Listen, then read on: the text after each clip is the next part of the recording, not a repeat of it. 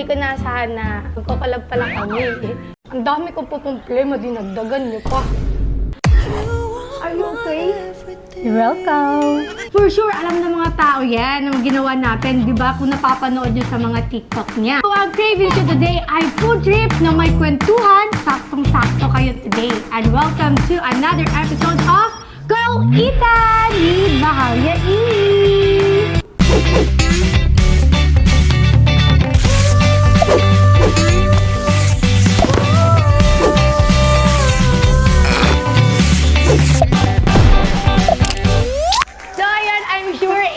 Palang alam kong alam nyo ng lahat kung sino ang tinutukoy ko na YouTuber, TikTokeries, dramatic artist. Dramatic?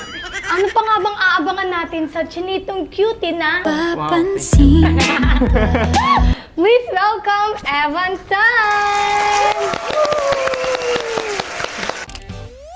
First ko nakita si Evan is yung nag-guest siya sa TikTok. Siguro mga third time ko na siya nakita ngayon. Hindi ko naasahan na magkakalab pala kami. Kasi dati nakikita ko lang siya sa TikTok. So, syempre, hindi kumpleto ang Cool Eatan kung walang food trip.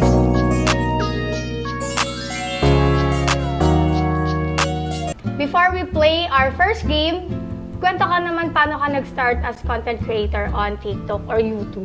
Habang kumakain tayo, pakilala ka muna sa akin, sa akin, at sa mga viewers natin, sa mga hindi pa nakilala sa'yo. Okay, ako po si Evan Tan and ako isang content creator tulad ni Mahalia dito. Engineering graduate. I love watching K-drama. Yun lang naman. So, simpleng tao. Ilang taon ka na nga, Evan? Ako ay 24. Ikaw ba? 26. Kumutsara na lang tayo dito. Parang alam ko tong noodles na to. Pero hindi ako sure. Parang curry. So ngayon, let us know Evan Tan behind his content creator era. Anong pinagkakabalaan mo aside sa pagiging content creator? Yung mga hobbies ko nowadays, exercise, tapos manood ng K-drama, listen to music, play games, ganon. So pag hindi ka nagko-content, yun lang ginagawa mo? Rest day ko. Or kung So hindi content, parang full-time ka talaga na content creator? sabi yan. Para makilala natin si Evans, meron lang tayong mga fill in the blanks question. Alright. So just say the first thing that comes to your mind. Okay. Ito ang unang tanong natin. If I'm not busy creating content, I am watching K-drama. Oh, okay. People don't know that I am actually... Shy? I am currently addicted to... Ice cream. I wish my followers knew that. I am friendly. I feel the cutest when I... Smile? Yeah! When I feel very stressed, I tend to... Sleep. The best thing about being a TikToker is Mga friends, bagong friends. one thing that could truly make you happy right now is... To see Jisoo. Blackpink. Yes. Oh, sobrang galit na galit ako sa... Traffic. Someday, I wish to be... Superman. Successful? Ay, sakto. Ayun naman, let's go to the most exciting part. So, usapang bias naman tayo ngayon. If you're Evan's follower, first question, saan galing ang standee ni Jisoo? Yung standee, actually, as a joke lang siya. Nag-live kasi ako sa TikTok. Tapos sabi ko na bigyan nila ako ng standee ni Jisoo. Tapos ayun, pinadala talaga. Tapos may isa pang brand ato na work ko. Sabi nila na gusto nila yung content ko is my Jisoo. Nasa Manila ako that time. Wala yung standee kasi nasa Baguio pa. So yun, pinadala naman. Dalawa na yung standee ko. As in, ang galing iba talaga yung nabibigay din na ligaya ng mga fan, no? Kasi nakikita nilang masaya ka na pag ganun, so binigay nila para sa'yo. So parang nararamdaman ko din. Shoutout pala sa mga Carlians dyan na nagpapangiti din sa amin. So syempre, follow-up question naman tayo dito, di ba? Bakit si Jisoo? Bakit di ako? Charot! Uy, hindi! Oy, Carl, Hindi, Carl.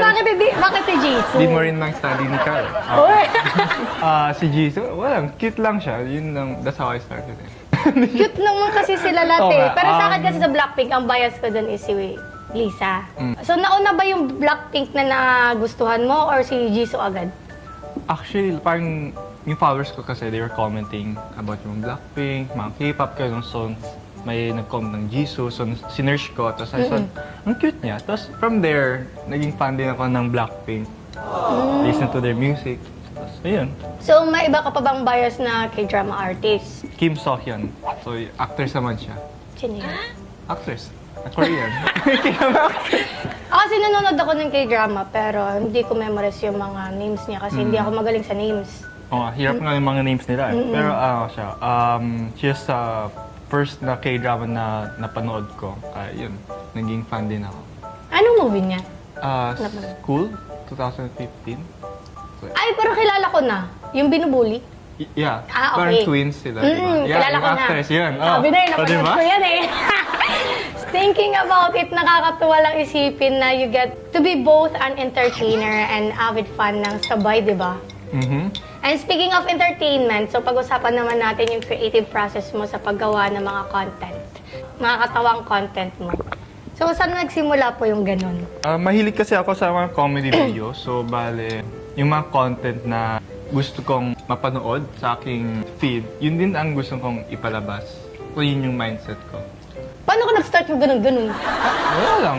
Inisip ko ba, Are you okay yung mga ganun-ganun? try kong gawin to. Tapos, di ko naman nakakala na magba-viral siya. Kasi yung video na yun, yung pinaka-viral video ko na gano'n is like 130M views. Oh.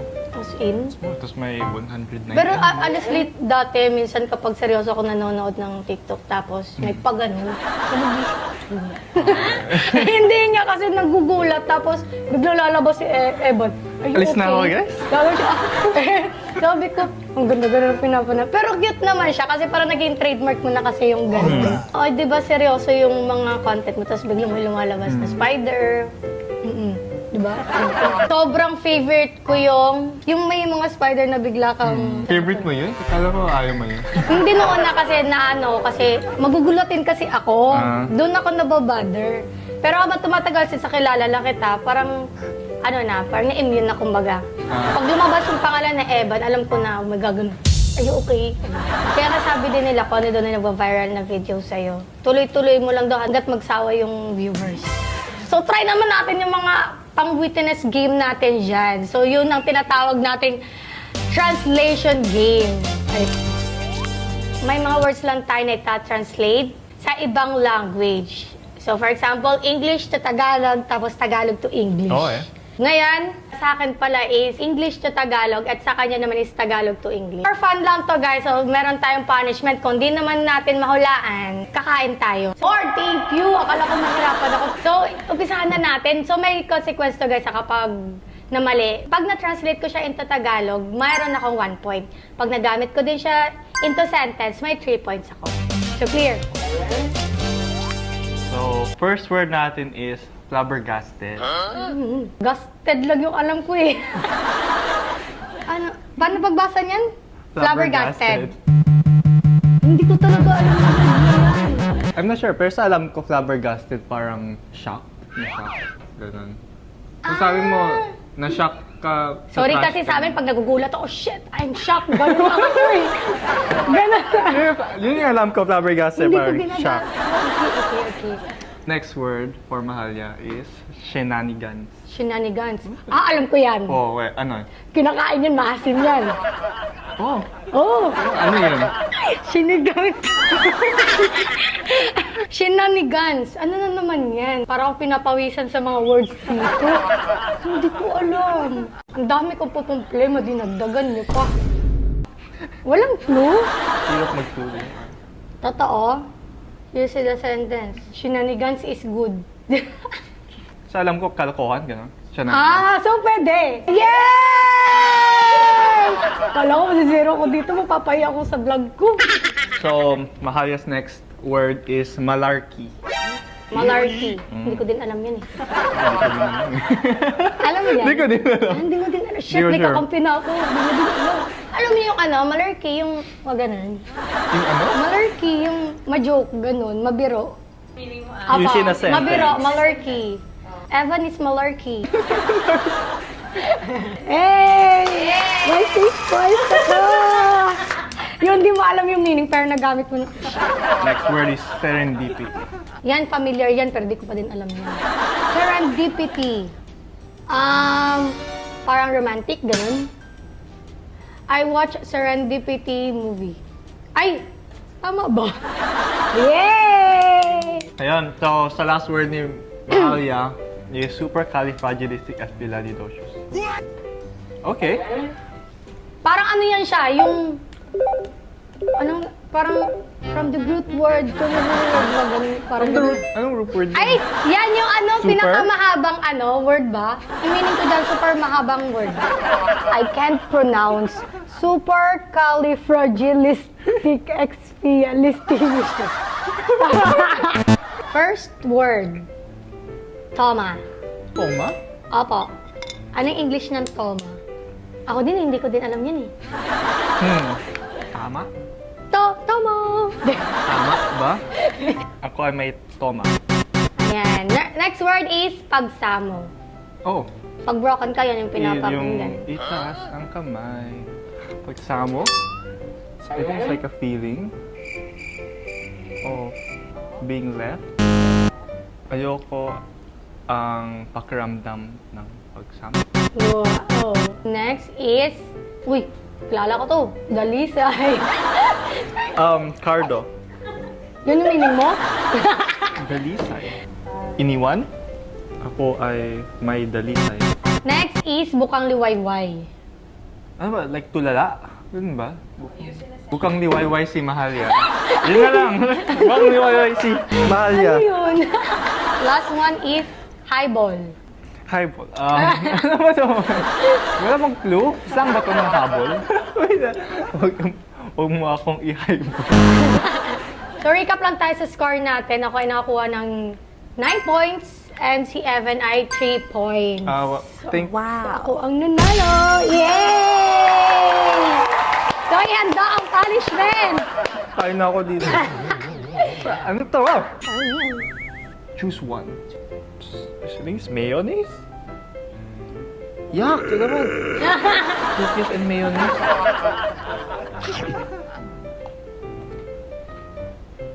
Yuck! Yuck! Hindi siya bagay. So ayun na nga, naubos na nga yung brain cells ko dito sa larong to. Anyway, mabalik tayo sa kwentuhan natin. Actually, gusto ko rin malaman kung ano yung goal mo ngayon sa life. Would you be doing content creation for a long time? Ano yung gusto mo pang ma-achieve? Content creation, I think that's something na pwede kong gawin for a long time. Yes! Pero gusto ko rin mag-explore sa mga ibang fields. So, mga siguro acting, hosting, like singing, kung mag-dance or whatever. Gusto ko rin ma-explore syempre. How did content creation help you in overall aspect? Made me outgoing. Kasi dati, shy ako. Well, hanggang ngayon, shy din ako. Pero, May improve. yeah, mas... Kasi ano kailangan parang din eh. Ganun. Pwede kong ilabas. So ayun, thank you so much pala dahil sinamahan mo ako sa aking kalokohan. Tapos na? Okay. So sana meron pa tayong collaboration next time. So guys, hindi din pwede na mapapanood nyo lang siya dito sa akin. Ako din at mapapanood nyo din po ako sa kanyang YouTube channel. Yeah. Ano kung papagawa ni YouTube. Evan sa akin doon, no? So ayun guys, thank you so much at sobrang na-appreciate ko ang pagiging game mo sa kwentuhan at sa mga games natin today and for you. Join us again next episode dito lang sa Kuitan with Mahalia. Mahalia.